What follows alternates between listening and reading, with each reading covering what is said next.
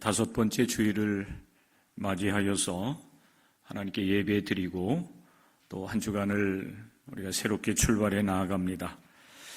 오늘 예배에 참여하신 여러분들을 진심으로 환영하고 축복합니다. 예수님께서 공생애를 시작하시기 전에 유대 광야로 나아가십니다. 세례 요한이 광야에서 회개의 세례를 베풀면서 요단강에서 회개의 세례를 베풀었기 때문입니다. 예수님께서 세례 요한에게로 나아갈 때 세례 요한이 예수님께서 자기에게로 나오심을 보면서 이렇게 예수님을 소개하고 있습니다. 보라, 세상 죄를 지고 가는 하나님의 어린 양이로다. 그리고 그 이튿날 세례 요한이 자기 제자 중 두 사람과 함께 섰다가 예수님께서 주변을 거니시는 것을 보시면서 또다시 제자들에게 이야기를 합니다. 보라, 하나님의 어린 양이로다. 세례 요한이 예수님을 하나님의 어린 양으로 그렇게 소개하고 있는 이유가 무엇일까요? 오늘 저는 세례 요한의 이 증언의 말씀을 출발로 해서 우리가 함께 읽은 이 마가복음 14장 12절부터 16절 그리고 22절부터 25절의 말씀을 중심으로 해서 하나님의 어린 양이라고 하는 그 의미, 그리고 무엇보다도 예수님께서 그 하나님의 어린 양으로 이 세상에 오셔서 우리를 위해서 대속의 길을 걸어가셨고 또 죽임을 당하시기까지 하셨다고 하는 말씀으로 여러분과 같이 이제 말씀을 나누려고 합니다. 여러분들은 이 말씀을 여러분 같이 또 반복해서 읽고 나누는 과정을 통해서 예수님께서 유월절 하나님의 어린 양으로 이 세상에 오셔서 내 모든 죄를 사하시고 그리고 모든 그 인류의 죄를 대속해 주셨다고는 사실을 여러분들이 기억을 하면서 이번 한 주간 동안 그리고 이제 돌아오는 주일은 이제 고난 주일을 맞고 고난 주간을 보내게 될 터인데 예수님께서 이 세상에 오신 그 목적을 묵상하면서 주님께서 주신 이 소중한 생명을 귀하게 여기면서 여러분의 삶을 살아 승리할 수 있기를 주의 이름으로 간절히 부탁을 드립니다. 그리고 진정으로 여러분들을 축복합니다. 세례 요한이 말하고 있는 그 유월절 그리고 하나님의 어린 양이라고 하는 그 말의 의미가 어디에서 유래되었을까요? 유월절과 하나님의 어린 양이라고 하는 말의 의미를 이해하려고 하면 출애굽 사건으로 우리가 거슬러 올라가야 됩니다. 이스라엘 백성들이 애굽에서 오랫동안 고된 노동을 하면서 보내게 되지요. 그들은 고된 노동을 하면서 고통을 느낄 수밖에 없었습니다. 그래서 하나님을 향해서 고통스럽게 부르짖어 기도합니다. 하나님께서 이스라엘 백성들의 그 고통스러운 부르짖음을 들으시고 광야로 피신해 있었던 모세를 부르셔서 다시 이제 애굽으로 모세를 보내게 됩니다. 내 백성을 애굽에서 이제 출애굽 탈출시키라고 하는 사명을 그에게 맡겨주신 것입니다. 그러나 애굽의 바로 왕은 400여 년 동안 이스라엘 백성들과 함께 살아가면서 특별히 그들에게 이제 고된 노동을 시키면서 그들을 부려먹고 있었는데 갑작스럽게 나타난 모세가 이스라엘 백성들, 하나님의 백성들을 내어놓으라고 이제 요구를 하는 것에 대해서 금방 순순히 내어주지는 않습니다. 그래서 하나님께서는 모세를 통해서 10가지 재앙을 내리시지요. 그런데 이 바로왕이 얼마나 마음이 강팍하고 완악했든지 10가지 재앙들을 계속해서 만나면서도 이스라엘 백성들을 내어줄 듯 하다가 또 다시 발목을 붙잡는 그런 일들을 반복하게 됩니다. 그래서 하나님께서 준비하신 10가지 재앙을 내리시죠. 그 10번째 재앙은 뭔가 하면 애굽의 바로왕으로부터 해서 모든 국민들, 그 백성들의 처음 난 그 장자, 모든 가정이었어요. 애굽의 바로왕의 장자로부터 해서 모든 신하들 그리고 백성들에 이르기까지 모든 그 가정에서 처음 난 그런 장자들은 한순간에 하나님께서 심판하시겠다고 하는 재앙이었습니다. 애굽 그 가정뿐만 아니라 사람들뿐만 아니라 짐승들마저도 처음 태어난 것들을 한순간에 하나님께서 심판하시겠다 하는 이제 하나님의 계획이었습니다. 모세를 통해서 애굽의 바로왕이 하나님께서 10번째 재앙을 준비하고 있다고 하는 소리를 들었음에도 불구하고 애굽의 바로왕은 이스라엘 백성들을 내어놓지 않습니다. 그렇기 때문에 결국에는 하나님의 계획하심을 따라서 10번째 재앙을 하나님께서 이제 내리실 준비를 하게 되는데, 하나님은 이스라엘 백성들, 그들이 이제 애굽 땅에서 함께 더불어 삶을 살아가고 있었기 때문에 이스라엘 백성들을 보호하시기 위해서 하나님께서 이제 어린 양을 준비하게 하십니다. 여기서부터 이제 유월절 어린 양의 이야기 이렇게 전개되는 것이죠. 하나님께서 애굽의 장자들과 그리고 짐승들의 처음 난 것들을 심판하시는 그날 밤에 하나님은 이스라엘 백성들로 하여금 준비된 어린 양을 잡게 하십니다. 어린 양의 피를 이제 우슬초 묶음을 가져다가 그릇에 담겨 있는 그런 피를 적셔서 이제 출입문 인방과 그리고 좌우 설주에 그 피를 뿌리게 하셔요. 그리고 그 피가 있는 이스라엘 백성들의 집에는 하나님께서 그 심판하는 사자를 넘어가게 하십니다. 그래서 유월이 되는 겁니다. 재앙을 내리지 아니하시고 하나님께서 하나님의 사자들을 이제 이스라엘 백성들의 집을 넘어가게 하세요. 그래서 이스라엘 백성들의 그 가정에 장자라든지 또 가축의 짐승들의 이제 처음 난 것들은 죽임을 당하지 아니하고 생명을 보존하게 되는 역사가 일어납니다. 그리고 이스라엘 백성들은 그날 밤에 애굽을 탈출하는 거죠. 그래서 출애굽이 되는 것입니다. 모든 이스라엘 백성들은 모세의 말에 순종해서 각 가정마다 어린 양, 유월절 어린 양을 준비하여서 그 피로 말미암아, 양의 피로 말미암아 이스라엘 온 백성들이 생존하게 되는, 생명을 유지하게 되는 역사가 유월절의 역사이고 그리고 출애굽의 첫 출발이 되는 것입니다.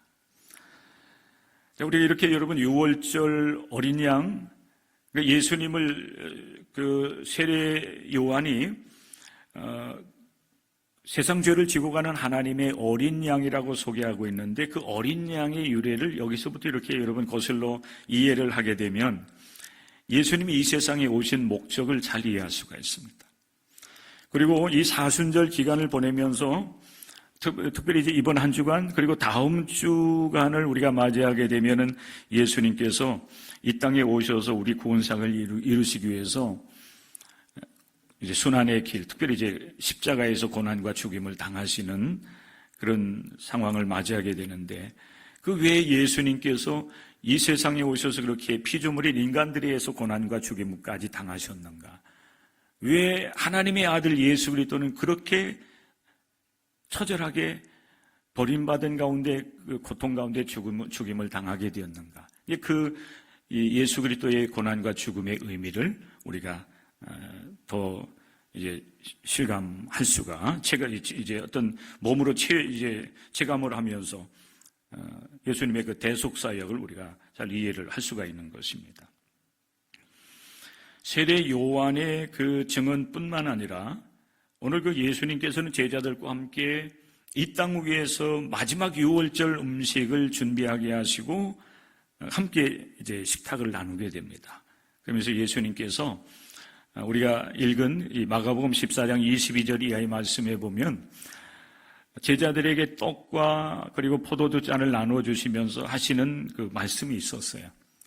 그 말씀을 통해서 예수님은 아주 분명하게 예수님께서 이 세상에 오신 목적은 세상 죄를 지고 가는 하나님의 어린 양으로, 유월절 양으로 오셨다고 하는 사실을 예수님 분명히 말씀을 하고 있습니다.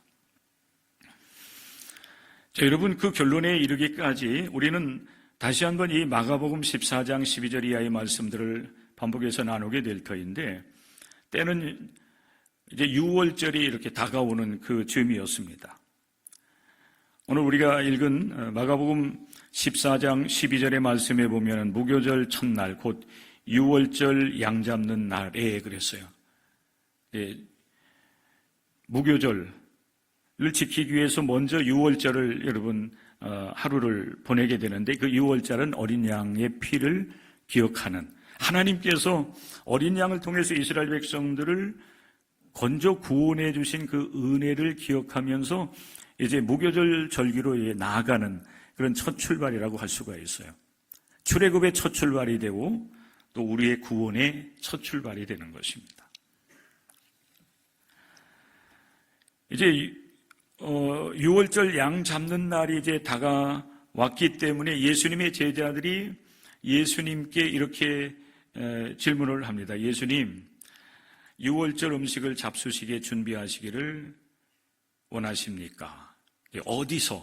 어디로 가서 준비하면 되겠습니까? 장소에 대한 그 질문을 하고 있어요.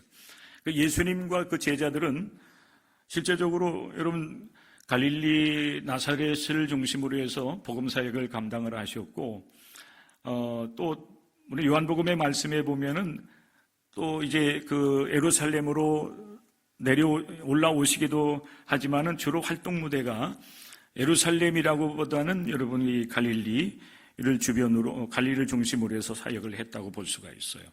그렇기 때문에 예수님께서 예루살렘 그 성내라든지 아니면 그 주변 베다니 지역에 그들이 함께 거주하면서 넓게 편안한 가운데 음식을 잡수실 만한 그런 장소는 마련해 놓고 있지는 못했습니다. 그분은 사실 머리들 곳도 없는 분이었기 때문에 그렇기도 하죠.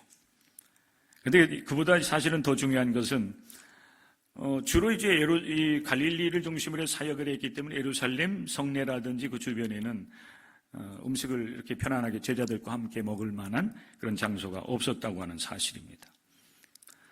제자들의 질문을 들으신 예수님께서 제자 중 2명을 보내십니다. 그러면서 그들에게 이제 말씀을 주고 계세요. 성내로 들어가라.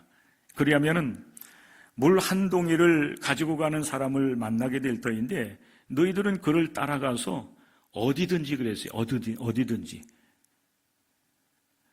어디든지 물동이를 가지고 가는 사람이 들어가는 그 집주인에게 요청을 하기를, 우리 예수님께서 제자들과 함께 유월절 음식을 먹을 객실이 어디 있느냐고 물었습니다.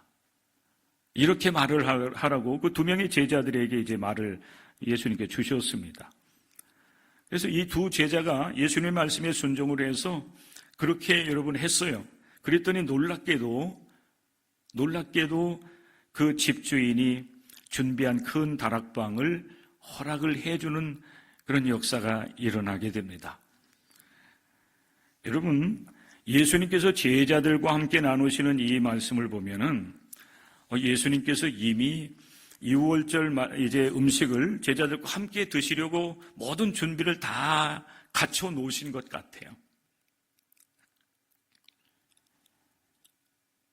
그런데 이 말씀을 여러분 우리가 곰곰이 생각을 해보면 결코 그렇지만은 않아요. 예수님께서 준비해 놓으셨기 때문에 제자들에게 물동이를 가지고 가는 사람을 쫓아가고 그 주인에게 이제 요청을 하면은 객실을 내어줄 것이다. 이렇게 자신있게 이 말씀을 하는 거 아니에요. 아까 제가 여러분 다시 말씀을 드린 때 방금 전에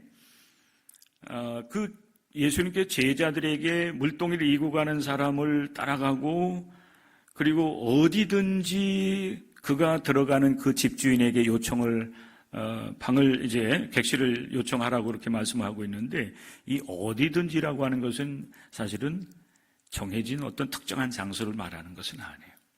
그러니까 예수님께서 다 준비해 놓으시고 거기 가서 준비하라 이렇게 말씀하지 아니하시고, 이러이러한 사람을 내가 만나게 될 터인데 그 집주인이, 그가 들어가는 그 집주인이 허락해 줄 것이라고 그렇게 예수님께 말씀하셨는데 그 말씀대로 이루어진 것입니다.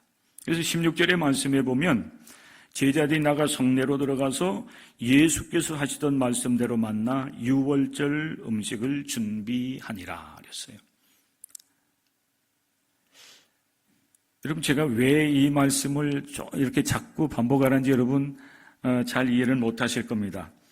예수님은 굉장히 참 놀라우신 그 예지적인 능력이 있다라고 하는 말씀도 여러분들에게 드리고 싶었습니다.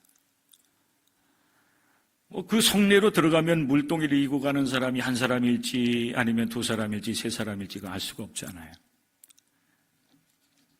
그리고 물동이를 이제 가지고 가는 그 사람이 들어가는 그 집주인에게 큰 다락방이 있을지 없을지도 사실 알 수가 없는 겁니다. 그리고 그 집주인이 예수님의 제자들이 이제 객실 다락방을 내어달라고 요청할 때에 그 집주인이 그것을 허락할지 허락해주지 않을지 그것도 알 수가 없는 일이에요. 그런데 예수님은 분명하게 단언을 하고 계세요. 그렇게 하면은 그 집주인이 준비된 그런 큰 다락방을 허락해 줄 것이다. 그 말대로 그대로 했더니 제자들이 이제 허락을 받게 된 것입니다. 그래서 유월절 음식을 준비하고 예수님과 예수님의 제자들이 그 다락방에서 지금 이제 유월절 음식을 먹고 있는 그런 상황을 여러분들이 그려볼 수 있기를 바랍니다. 유월절 음식을 먹는 일, 여러분 첫 번째 유월절은 사실은 굉장히 긴장과 긴박함과 그리고 이제 쉽게 얘기하면 요 이 땅 하면은 이제 출애굽을 해야 되는 그런 상황 속에서 양을 잡아야 되고 피를 바르고 그 양의 고기를 먹고서 이제 애굽을 탈출해야 되는 그런 상황이기 때문에 첫 번째 유월절은 굉장한 어떤 긴장 속에서 또 재빠르게 이렇게 여러분 모든 일들을 해야 나가야 되는 그런 상황이었습니다. 그런 반면에 예수님 당시에 예수님과 그 제자들이 유월절을 맞이해서 유월절 음식을 준비하고 먹는 그 자리는 사실은 첫 번째 유월절과는 분위기가 완전히 달라요. 긴장감이라든지 또 금방 먹고서 이 다락방에서 나가야 된다라든지 또 누가 그들을 이제 붙잡기 위해서 쫓아온다든지 이런 상황도 사실 아닌 그런 분위기인 겁니다. 그런데 모든 일들이 이렇게 순조롭게 이루어지면서 예수님과 예수님의 제자들이 같이 유월절 음식을 먹어요.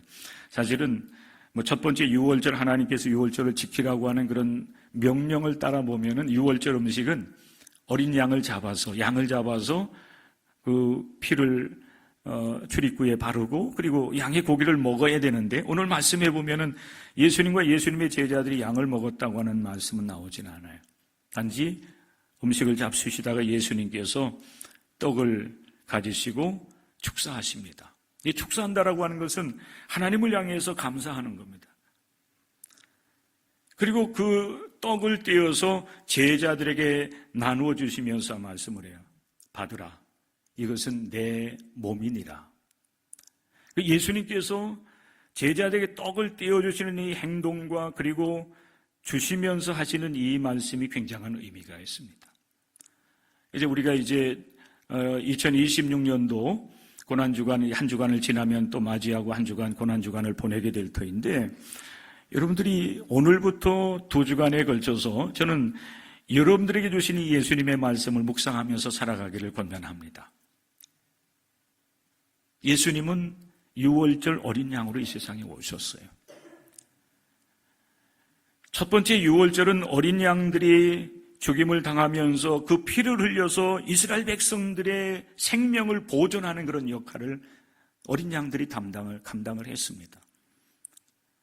그런데 오늘 예수님께서 유월절 만찬을 음식을 드시면서 제자들에게 떡을 주시면서 받아 먹으라. 이것은 내 몸이다. 한번 잘 여러분 음미해 보십시오. 제자들이 예수님께 주시는 그 떡을 받아 먹었습니다.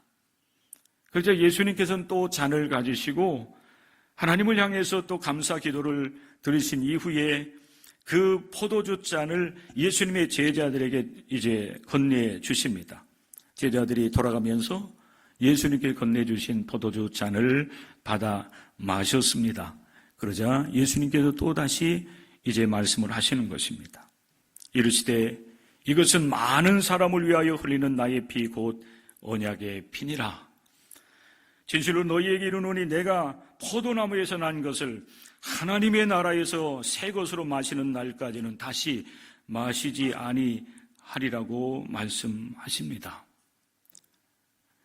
성도 여러분, 우리는 지금 이 시점에서 오늘 이 말씀을 나누기 위해서 제가 서론적으로 말씀드렸던 세례 요한이 예수님에 대하여 증언했던 그 말씀을 여러분들에게 상기해 보십시오라고 부탁을 드립니다.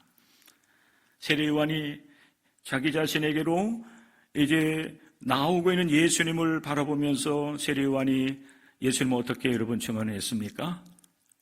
보라 그랬어요. 보라. 세상 죄를 지고 가는 하나님의 어린 양. 예수님께서 나오시는데 예수님을 하나님의 어린 양으로서 소개를 하면서 예수님을 증언을 했습니다. 하나님의 어린 양이 내게로 오고 있다. 저는 세상 죄를 지고 가는 하나님의 어린 양이다.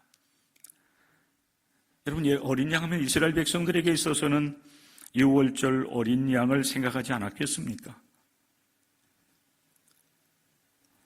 누가복음 기자는 오늘 마가복음 기자는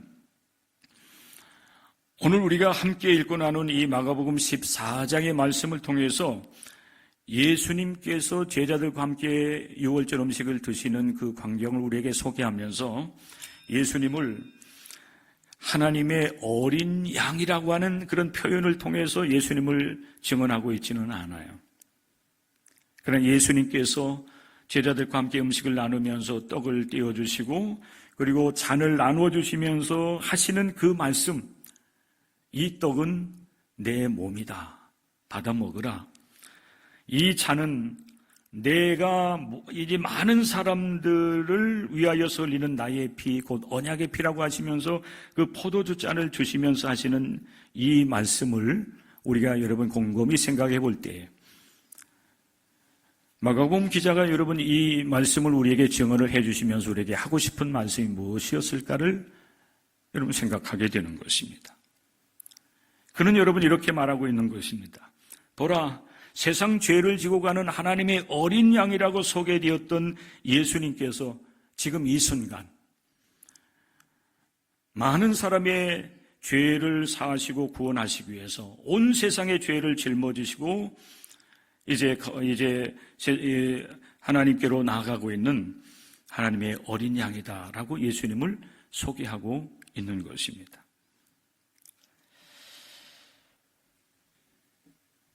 이사야 53장의 말씀에 보면 이사야 선지자는 이렇게 이 세상에 오실 메시아에 대해서 예언하고 있는 말씀을 우리는 볼 수가 있습니다. 그는 실로 우리의 질고를 지고 우리의 슬픔을 당하였거늘 우리는 생각하기를 그는 징벌을 받아 하나님께 맞으며 고난을 당한다 하였노라. 그가 찔림은 우리의 허물 때문이요 그가 상함은 우리의 죄악 때문이라. 그가 징계를 받음으로 우리는 평화를 누리고 그가 채찍에 맞음으로 우리는 나음을 받았도다. 우리는 다 양 같아서 그릇 행하여 각기 제 길로 갔거늘 여호와께서는 우리 모두의 죄악을 어린 양 대신 예수 그리스도께 담당시키셨도다. 예수님 탄생하기 700여 년 전에 하나님께서 선지자를 통해서 이렇게 우리에게 이 세상에 오실 메시아를 소개를 하고 있는 것입니다. 예수님은 하나님의 어린 양으로서, 특별히 유월절 하나님의 어린 양으로서 이 세상에 오신 분이심을 여러분들 기억할 수 있기를 바랍니다. 첫 번째 유월절 이스라엘 백성들을 구원하기 위하여 어린 양은 처절하게 피를 흘리며 죽어갔습니다. 그리고 출입문에 그 피가 뿌려졌습니다. 지금부터 2000년 전 우리 하나님께서는 이사야 선지자를 통해서 메시아를 약속을 하셨고, 그리고 2000년 전에 그 메시아가 이 세상에 오셔서 유월절 어린 양으로서 이 땅 위에서의 모든 사명을 감당하고 이제 순환의 길을 예수님께서 걸어가시는 겁니다. 고난의 십자가를 지시고, 그리고 그곳에서 처절하게 버림을 받으면서 온 인류의 죄와 허물을 대신 지시고 저와 여러분을 구원하시기 위해서 우리 주님 예수 그리스도께서 당신의 피를 아낌없이 흘려주십니다.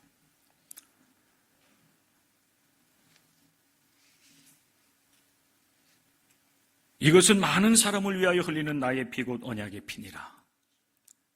예수님 유월절 음식을 드시면서 제자들에게 말씀을 하시는데, 이 의미가 곧 십자가상에서 예수님께서 고난당하시고 우리를 위해서 피 흘려 돌아가시고 우리를 살려주실 것에 대한 말씀이라고 볼 수가 있는 것입니다. 떡을 제자들에게 나눠주시면서 이것은 내 몸이니라고 제자들에게 아낌없이 이제 빵을 나눠주셨던 주님은 이제는 십자가에서 당신의 몸을 이제 내어놓으셔서 우리를 살리시고 당신은 죽임을 당하시게 되는 것입니다. 성경에 여러분 예수님을 유월절 하나님의 어린 양이라고 일목요연하게 이렇게 증언을 해주고 있습니다.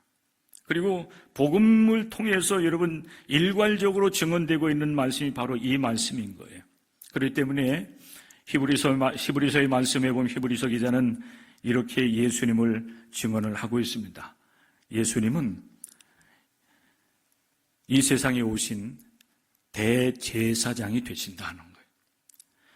대제사장은 짐승을 가지고 하나님 앞에 나아가서 백성들을 대속하든지 아니면 자기 자신의 죄를 대속하는 일을 하는 사람이 바로 대제사장이었습니다.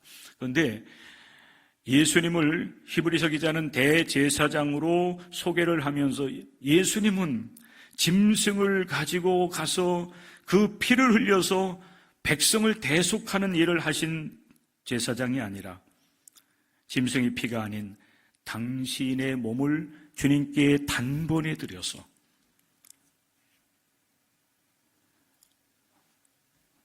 모든 이제 사람들의 죄를 깨끗하게 하시고 우리로 하여금 하나님 앞에 살아서 하나님을 섬기게 하시기 위해서 오신 분으로 히브리서 8장 11절 이하의 말씀을 통해서 우리에게 증언을 하고 있습니다.